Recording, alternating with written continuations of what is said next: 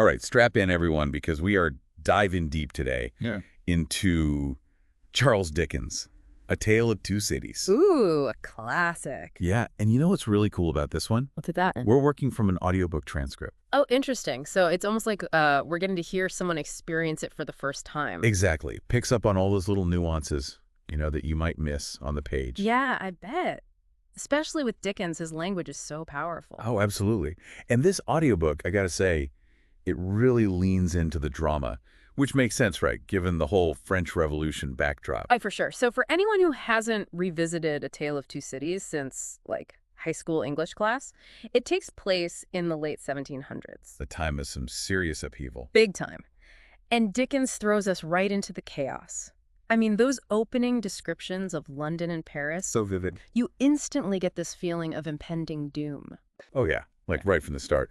And he does such a great job of contrasting the lavish lifestyles of the aristocracy with the grime and poverty of the streets. Absolutely. That famous opening line, I was the best of times, it was the worst of times. It's not just clever writing, it's like the foundation for this whole clash of worlds that's about to erupt. Exactly. And he's not afraid to show just how brutal things were back then. No, he's not.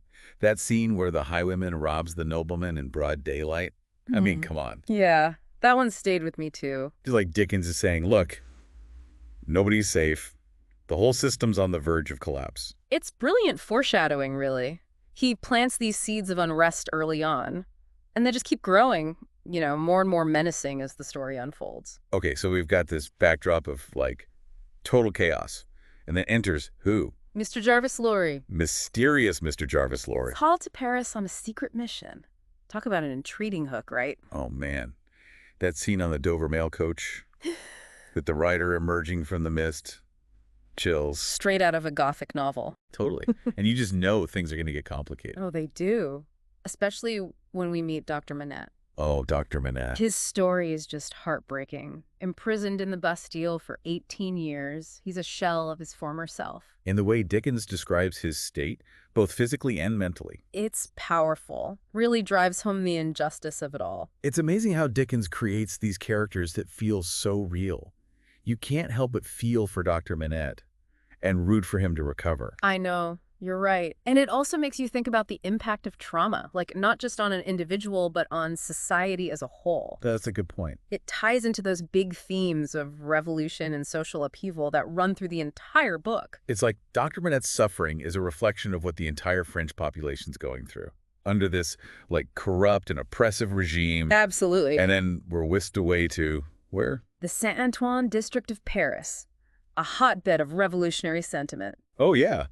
And the Defarge's wine shop. It becomes this central meeting point for everyone who's plotting against the aristocracy. What's fascinating about that wine shop is that it's not just a physical space. It's like a symbol of the revolution itself. How so? Well, you've got the spilled wine. Yeah. Representing, the wasted potential of the people. I see. And that inscription on the wall, Blood. blood, foreshadowing the violence that's to come. Oh, yeah.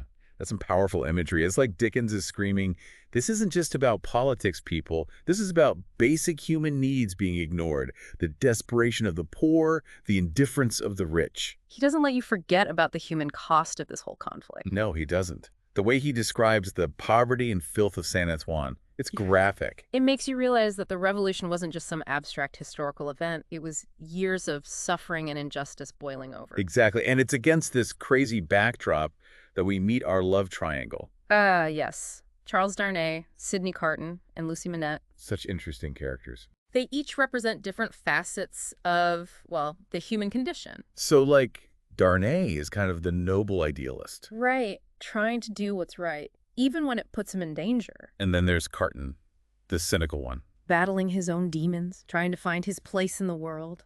And Lucy. She's the beacon of hope, love, and compassion. But even she gets caught in the crossfire of this revolution. Of course. Her life, her happiness, it all hangs in the balance. And their stories, their choices, They become intertwined with all these huge events happening around them. It shows that even in the midst of historical upheaval, it's those individual journeys, those personal struggles that really grab us. Totally. You can't help but connect with them on that level. Exactly. And as this revolution, gains momentum, the stakes get higher for everyone, especially Charles Darnay. Oh, yeah, he's trying to, build this new life in England. Yeah. Distance himself from his family's past. All that aristocratic baggage. But he can't escape it completely. No. The pull of his homeland, his sense of duty, it's too strong. And that's what leads him back to France, to help Gabelle. That former servant who's been wrongly imprisoned. Exactly. It shows his true character. He could have stayed safe in England with Lucy. But he doesn't. He risks his own life. Yeah. To help someone else.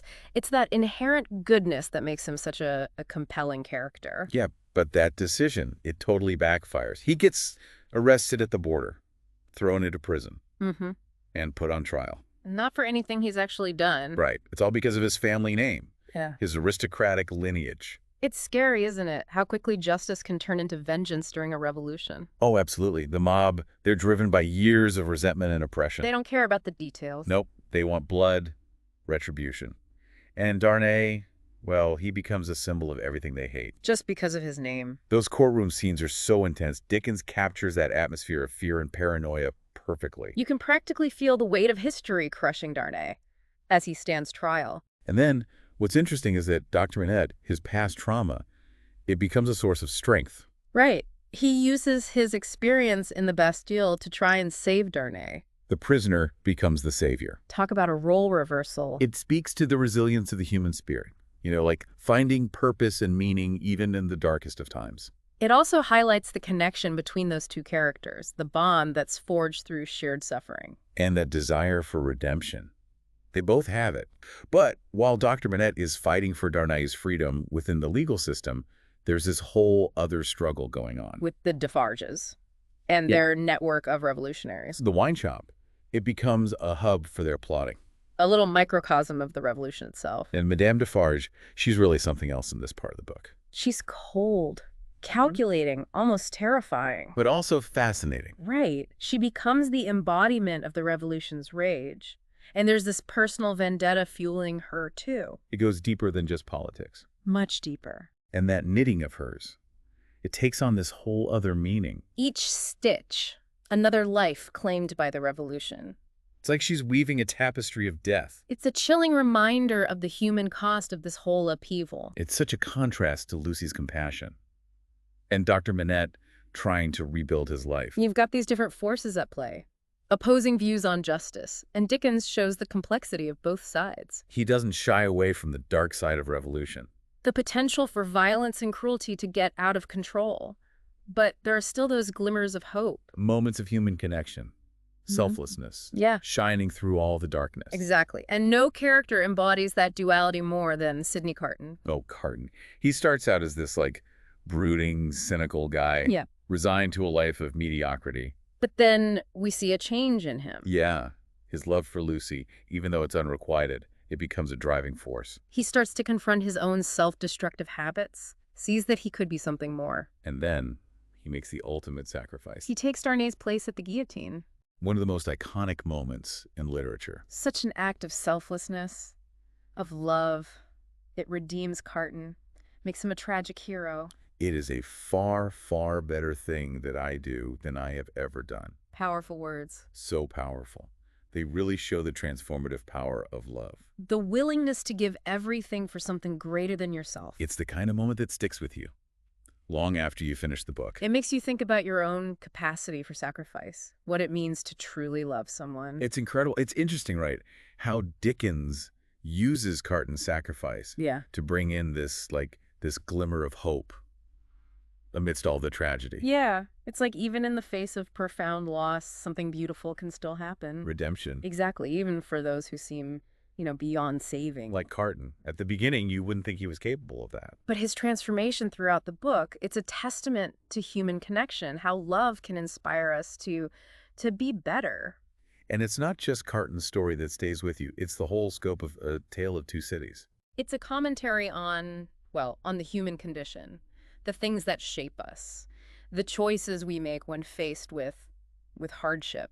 And Dickens doesn't sugarcoat anything. He shows the brutality, the injustice of that time period. Oh, no. But he also highlights the resilience of people, love and compassion, even in the darkest moments. And I think the audiobook format we've been using for this deep dive, it really brings those elements to life. Absolutely. The performances are incredible. You can practically hear the desperation in their voices, the hope, the fear. It's a testament to audio as a storytelling medium. It allows us to connect with the characters on a deeper level. So someone might be listening to this thinking, okay, great story, but what does that have to do with me? I'm not living through a revolution. But that's where I think A Tale of Two Cities becomes timeless. I agree. Those themes, social inequality, abuse of power, the fight for justice, they're still relevant today, maybe even more so. We see those same forces at play all the time, just in different forms. It reminds us that history has a way of repeating itself, and that the fight for a just society never really ends. Dickens challenges us to look at our own role in that fight. What are we willing to do? What sacrifices are we willing to make to stand up for what we believe in? He also shows us that even small acts of kindness can make a difference. Like Lucy and her father. Her love for him, her belief in his recovery, that's what helped bring him back. It's a story that encourages us to choose hope, to believe in human connection. Even when it feels like everything's falling apart. And to remember that even in the darkest times, the human spirit can endure, can find a way to shine through. So if you haven't experienced A Tale of Two Cities yet, I can't recommend it enough. Give it a read or a listen. It's a story that will stay with you, make you think about the world around you and your place in it. And if you're already familiar with the book, maybe this deep dive has given you on some new things to think about. Offered some fresh perspectives on a classic. Ultimately, I think A Tale of Two Cities leaves us with this question. How can we learn from the past, from the mistakes and the victories of those who came before us, so we can create a better future for ourselves and for everyone who comes after? Something to ponder, right? As we wrap up this deep dive. Thanks for joining us.